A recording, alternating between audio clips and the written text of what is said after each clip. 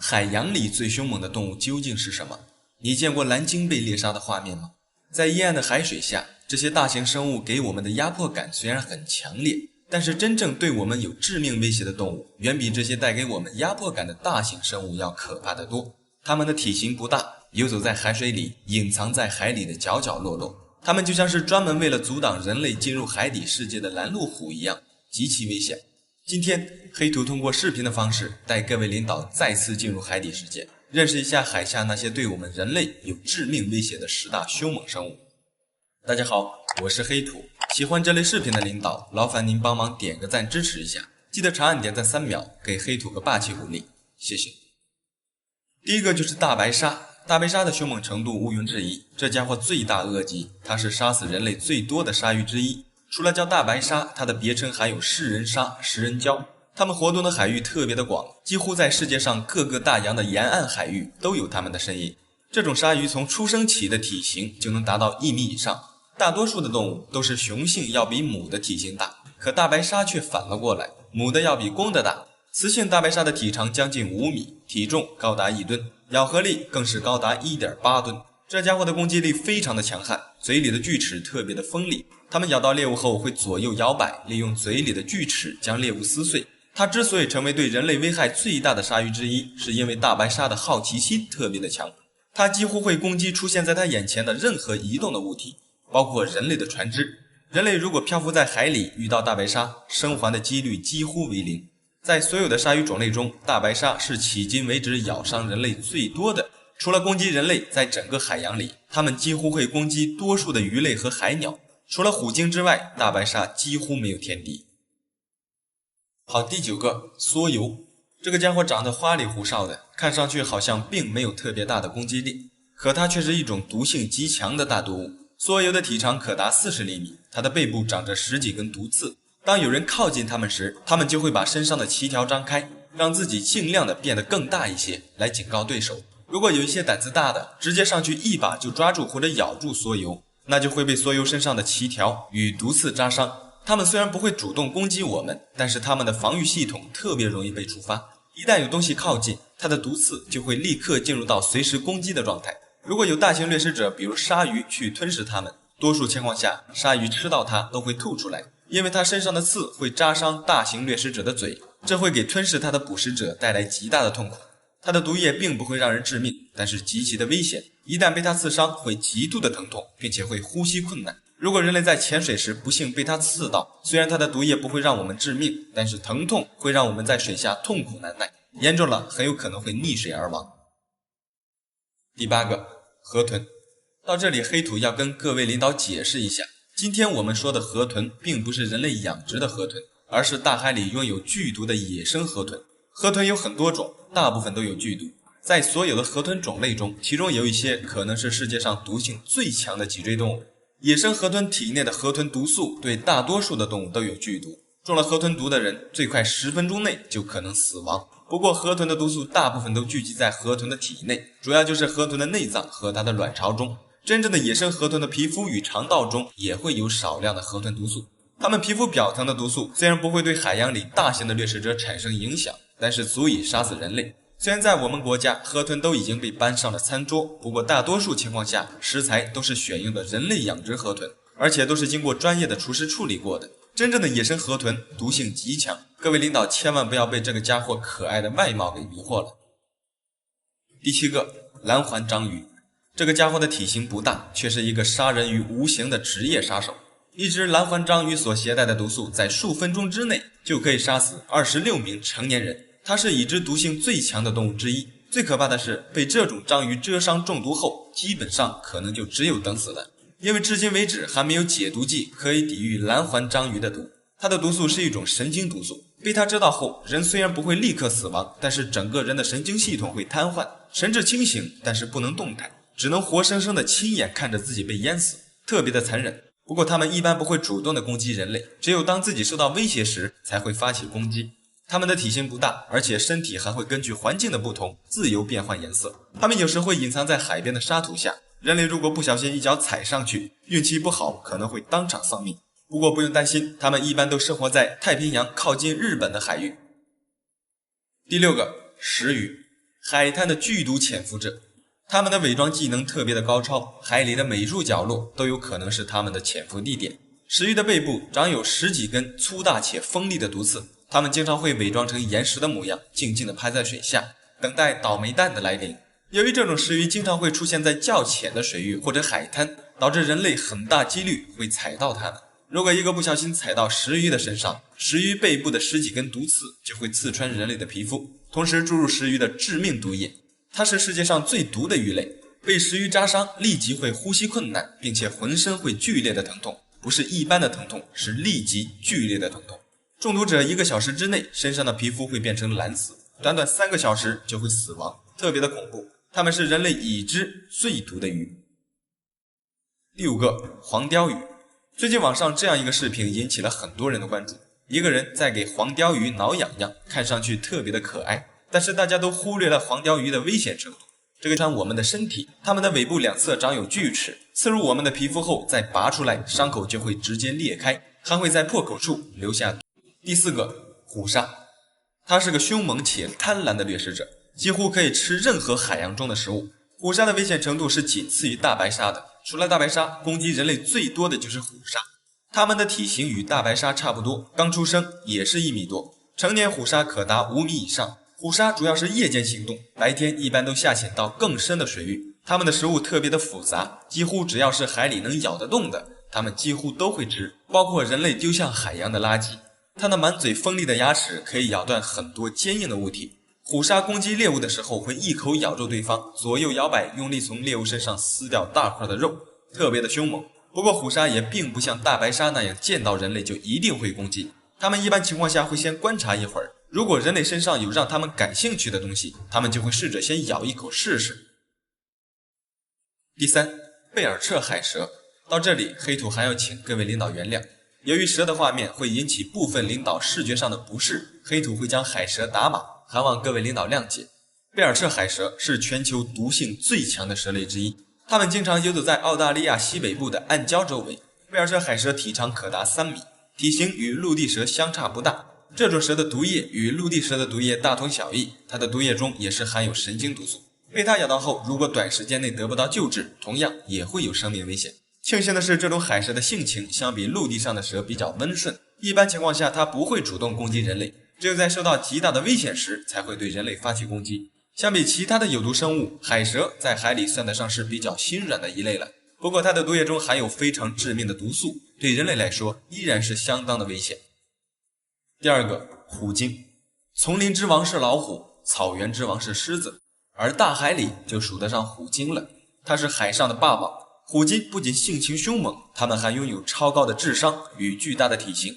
虎鲸的活动范围几乎覆盖了所有的海洋区域，特别的广泛。这个大家伙是海豚科中体型最大的一种，成年的虎鲸体型将近10米，体重更是高达5吨以上。它们一般情况下都是群居，最多有40多只一起活动。它们在捕猎的时候像狼一样，拥有超强的组织能力，并且还会运用战术，合力围攻大型猎物，甚至是海洋里最大体型的蓝鲸，有时都会被虎鲸猎杀。虎鲸除了组织性强，攻击力强悍，最重要的就是它们的智商。它们可能是海里为数不多的一种可以钓鱼的动物了。它们有时会将腹部朝上，一动不动地漂浮在海面上，给其他动物一种死亡的假象。当有海鸟或者其他动物接近它，准备啃食的时候，虎鲸就会看准时机，突然翻身，用尾巴将猎物拍晕，然后再将它们吃掉。这家伙的智商非常的高，海里一些大白鲨什么的根本不是虎鲸的对手。第1个，箱形水母。它是世界上最毒的动物之一，也是海洋里最毒的动物。这种水母长有60多根触须，每根触须的长度最高可达9米。它们的触须上有上亿个微小的储存毒液的刺细胞，特别的危险。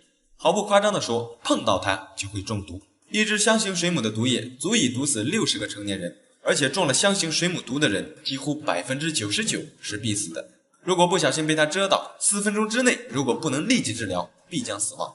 短短4分钟的时间就足以让人一命呜呼。它们触手上的毒刺细胞能轻松地刺入到人类的皮肤，释放毒液，一旦接触几乎是必死无疑。好了，这期视频就到这里了，觉得还不错的领导记得帮黑土点个赞，谢谢。你知道世界上最豪华的监狱长什么样子吗？你见过堪比5星级酒店的牢房吗？一提到监狱，首先浮现在我们脑海里的肯定是高高的围墙以及长长的电网，还有阴而潮湿的破旧牢房。的确，世界上绝大多数的监狱基本上都是这种样子，但在世界上也有那么一些极少数的监狱却与我们想象中的大不相同。这些监狱里不仅装修豪华，设施齐全，并且还可以为囚犯提供一些非常特殊的待遇，一眼看上去甚至要比一些星级酒店还要豪华。今天这期视频，黑土就给各位领导找出了世界上最豪华的6座监狱，带各位领导一起参观一下这些最不像监狱的监狱。大家好，我是黑土，喜欢这类视频的领导，劳烦您帮忙点个赞支持一下，记得长按点赞3秒，给黑土个霸气鼓励，谢谢。好，第6个，圣佩德罗监狱。这座监狱位于玻利维亚的拉巴斯，你可能很难相信，眼前的这座小镇其实就是圣佩德罗监狱的内部。这里不仅没有满是金属栅栏的铁丝网，也没有排列整齐的牢房，而囚犯们也不需要穿统一的衣服。不仅如此，在这座监狱的内部还有超市、饭馆、游乐园，甚至宾馆这些设施，而囚犯们也可以将自己的家人接到这里一起生活。负责看管这里的狱警也不会干扰他们的正常生活，更不会监视他们的一举一动。听上去这里似乎很好，但实际上这里其实是世界上最危险的监狱之一，当然也是世界上最豪华的监狱之一。之所以这样说，是因为在这里没有人会给犯人分配牢房，他们必须靠自己花钱去购买牢房或者租房，如果没有钱，也可以在监狱里找份工作或者做些小生意维持生活。总之就是被关进这所监狱，犯人的一切吃住问题都要靠自己解决。据一名正在服刑的囚犯说，在这里只要你有钱就可以生活得像国王。监狱里的牢房分为平民区与富人区，如果实力雄厚，就可以住进一些带有厨房、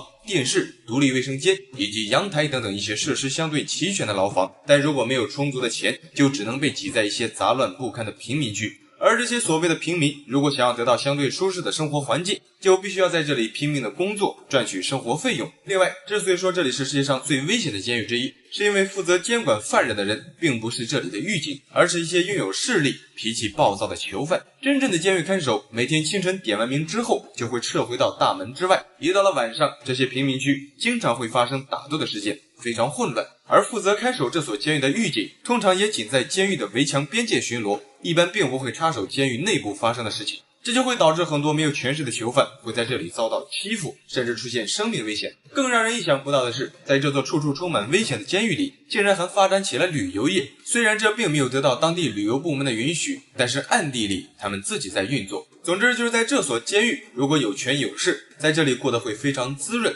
但对于那些弱势群体来说，这里就犹如地狱般可怕。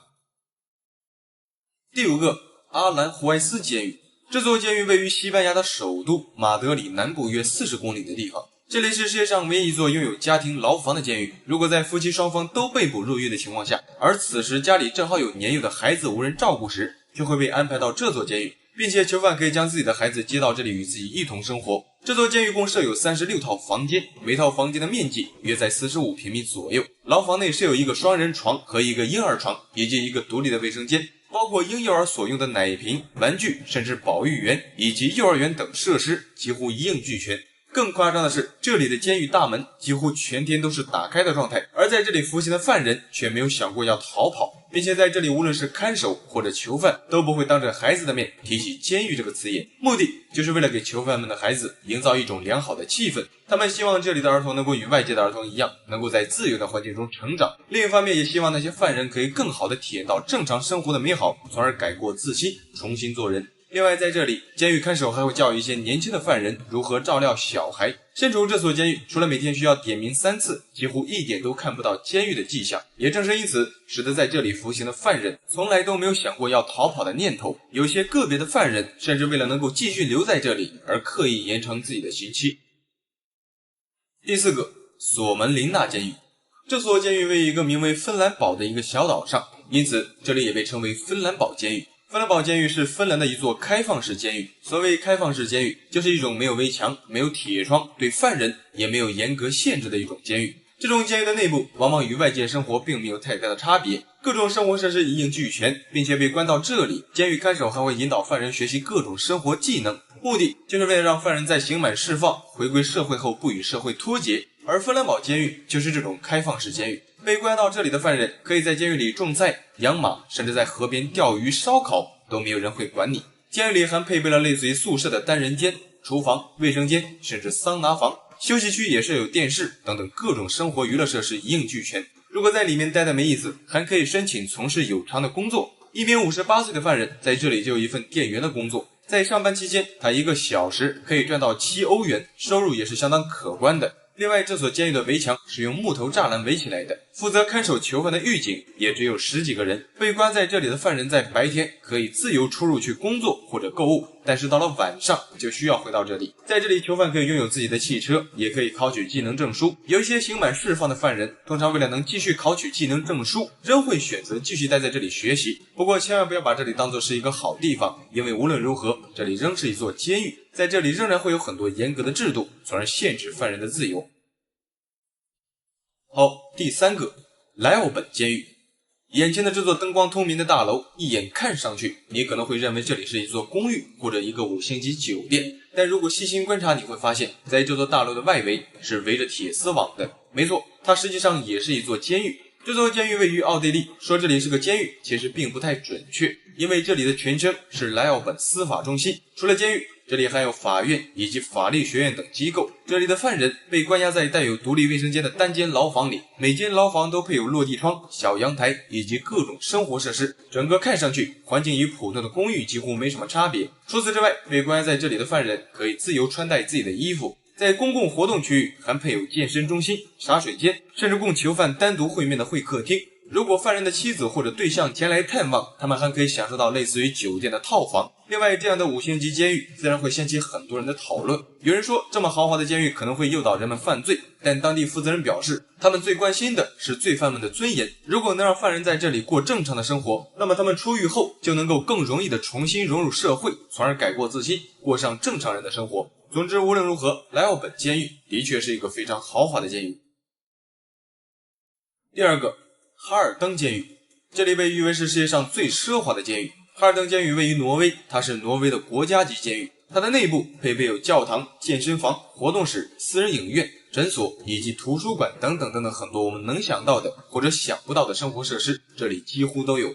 在这所监狱的牢房里，配备有电视、书桌、冰箱、洗澡间以及各种生活用品。牢房外还有供犯人们使用的公共厨房。当监狱提供的饭菜不合自己的胃口时，犯人们也可以通过监狱内部的杂货店购买食材，自己做饭，改善伙食。除此之外，监狱还给犯人们提供了很多工作以及音乐课程，在服刑期间可以让犯人学习到很多社会上的生存技能，从而可以更容易地融入到社会当中去。更过分的是，这里的监狱看守有一半几乎都是女性，这些看守通常都是手无寸铁，不会携带武器。这样做的目的是因为武器会对犯人产生恐吓，从而缩短社交距离。因此，这里的看守经常会和犯人在一起玩游戏、聊天，目的就是为了营造一种家庭感，帮助犯人重新建立他们的日常生活感。然而，有些囚犯进入监狱后会整天待在牢房里不出门，这里的监狱长则认为，犯人的活动越少，则会变得越有攻击性，也就越危险。所以为了保证犯人的心理健康，这里会通过奖励的方式鼓励犯人多出门活动。每天只要出门活动，无论是健身也好，还是晒太阳也好，总之囚犯只要每天待在牢房之外，就会获得9美元的奖励。在整个哈尔登监狱共有340名工作人员，其中包括教师和一些医护人员。这里的工作人员经常会与囚犯打成一片，与他们交谈，为他们提供帮助，并与他们一起分析打击他们的犯罪行为。这里的宗旨就是让囚犯刑满释放时可以有家可归，有工作可干，并保持家庭稳定。但尽管如此，监狱毕竟是监狱，再豪华的设施，它也是限制人身自由的地方。第1个，巴斯特推岛监狱。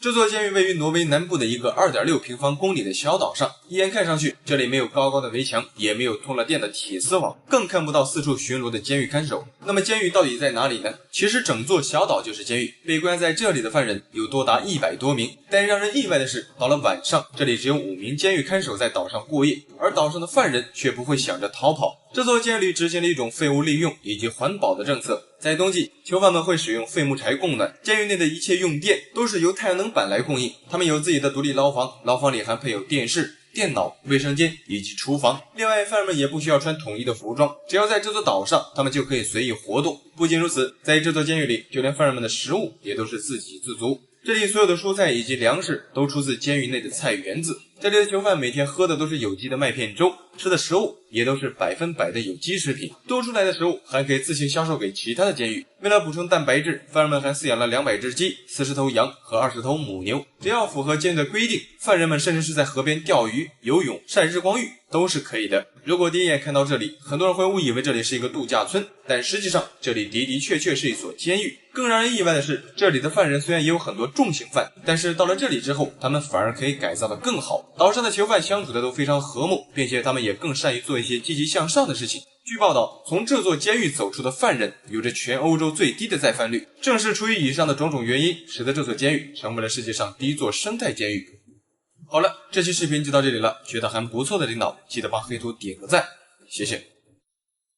黄鼠狼究竟有多可怕？它真的可以操纵人类的心智吗？在我国的一些农村地区，自古就将黄鼠狼称之为黄大仙的说法。传说黄鼠狼能够附到人的身上，操纵人的心智，使其产生精神错乱、举止异常，做出各种让人头皮发麻的举动，非常可怕。这个传说其实并非空穴来风，因为在某种意义上，黄鼠狼的确具有迷幻大脑的能力。更可怕的是，在野外其实还有很多比黄鼠狼更加可怕的诱客动物，黄鼠狼在它们面前只能当小弟。你如果在野外遇到它们，一定要保持警惕，因为诱客动物虽然体型不大，但却格外凶猛，稍不注意就有可能遭到它们的攻击，非常危险。本期视频，黑土就带各位领导一起了解一下世界上最危险的8种诱客动物。大家好，我是黑土，喜欢这类视频的领导，劳烦您帮忙点赞支持一下，谢谢。第8个，黄鼬。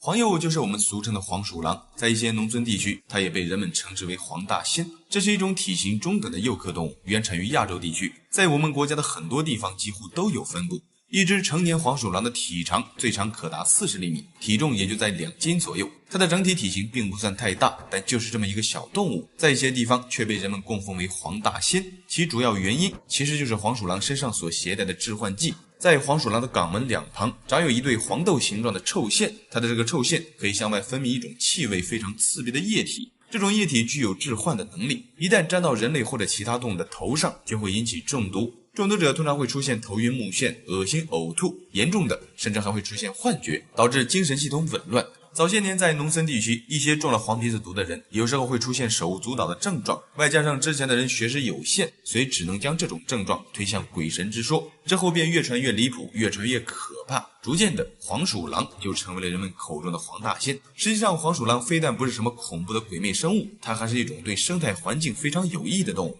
你知道吗？黄鼠狼在野外主要靠捕食各种鼠类为食，一只黄鼠狼1年之内就可以吃掉1500到3200只老鼠，这在一定程度上相当于为人类保护了数吨的粮食。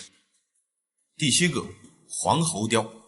这是原产于东亚地区的一种诱客动物，它的活动范围极其广泛，在我们国家的大部分地区几乎都有分布。黄喉貂也叫蜜狗以及黄腰狐狸，它的体型虽然看上去不大，但性情却格外的凶狠。一只成年黄喉貂的体长最长可达65厘米，体重最重可达6斤以上。它的四肢强壮有力，脚上还长有非常锋利的爪子，攻击力非常强悍。它属于典型的食肉野兽，在野外无论是小型哺乳动物，还是各种毒蛇，甚至一些比它们自身体型大很多的有蹄类动物，都是黄喉貂的猎杀对象。有时候找不到猎物时，它们也会闯进人类的地盘，捕杀家畜。更可怕的是，这个小家伙如果10几只聚集起来，敢于攻击一个手无寸铁的成年男子，如果在条件允许的情况下，他们可能也会吃人。另外就是在我们国家，这种黄喉貂是野生大熊猫幼崽的主要威胁之一。在秦岭地区，自从野生的华南虎和各种豺狼虎豹的数量骤减之后，这种黄喉貂就成为了当地的掠食性杀手。在野外，野生的大熊猫幼崽一旦遇到黄喉貂，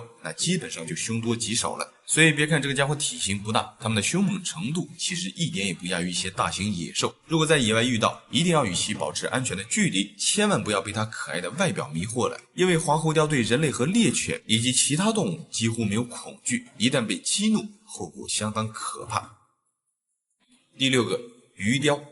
这是一种分布在北美地区的诱客动物，它的体长可达1.2米，体重最重接近20斤。这个家伙的外观看上去虽然并没有多可怕，但实际上性情却格外凶猛。在野外，即便是许多大型猫科动物都不敢轻易招惹的豪猪，鱼雕也不放在眼里。它是少数的可以捕杀豪猪的动物之一。鱼雕是一种非常灵敏的猎手，在捕猎豪猪时，它会利用敏捷的身躯进行走位，实现挑逗豪猪的目的。瞅准机会之后，就会一击将豪猪掀翻，然后对豪猪的腹部进行开肠破肚，相当残忍。在野外，它主要靠捕食各种中小型动物为食，它的战斗技巧非常强悍，有时候即便是凶猛的加拿大猞猁也会沦为鱼雕的盆中餐。这种情况虽然并不多见，但据研究表明，鱼雕的确有能力战胜猞猁，毫无疑问，它绝对算得上是一种凶猛的野兽。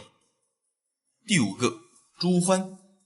眼前这个长着猪鼻子的动物就是猪獾，它虽然名叫猪獾，但并不是猪，而是一种非常凶猛的幼科动物。猪獾的体型很大，它的体长最长可达1米以上，体重最重可达30斤。这个物种原产于东南亚地区，多数都活动在一些热带常绿森林和草原上。它是一种杂食动物，在野外主要以各种鼠类、昆虫以及植物的根茎为食。它的性情非常凶猛且暴躁，当受到威胁时，它会发出类似于猪一样的吼叫声，同时还能够将自己的前半身挺立起来，猛冲上去对敌人进行撕咬。一旦被它咬住，如果不咬掉一块肉，猪獾轻易不会松口，相当难缠。另外，猪獾是一种夜行性动物，每当夜幕降临，它们就会四处游走寻找食物。到了白天，一般都会钻进巢穴休息。它是一种穴居生物，它的洞穴一般都设立在一些路旁、田埂以及山势陡峭的土坡上。它的挖洞能力很强，猪獾的洞穴通常都很大，长度从5米到10米不等，并且它的洞穴一般都四通八达，分为好几个出口。当一个出口被毁坏或者有危险，它们就可以快速地利用另一个出口逃生，相当聪明。另外，就是在野外碰到这种生物，千万不要盲目的招惹它。虽然它并不会主动攻击人类，但一旦被激怒，那么很有可能会遭到它猛烈的攻击。多数人如果在赤手空拳的情况下，还真不一定能打得过它。第4个，美洲獾。眼前的这个长相潦草的家伙就是美洲獾，它的脸部上方有一条明显的白色条纹，看上去非常狰狞恐怖。正如它的外表一样，美洲獾也是一种非常凶猛的幼科动物。这个家伙仅生活在北美地区，通常都活动在一些开阔草原上，极少会进入森林里。它的体长可达75厘米，体重最重可达30斤。与猪獾一样，它也是一种穴居动物，在野外主要靠捕食各种鼠类为食。它的体型虽然不大，但性情也非常凶猛。一旦发起怒来，即便是比它体型大2-3倍的猎狗或者郊狼，它都有能力将其干掉。即便是遇到美洲狮这种更强大的对手，美洲獾也可以凭借强健的四肢和锋利的爪子挖洞逃生。如果在没有退路的情况下，它还可以像臭鼬那样喷出刺鼻的尿液去驱赶敌人。总之就是美洲獾这种生物对抗敌害的能力很强。除此之外，它还是各种蛇类的天敌，即便是带有剧毒的毒蛇，对美洲獾来说也不在话下。它可以将毒蛇的头部去除，然后只吃没有毒的身体，相当聪明。第3个，巨型水獭。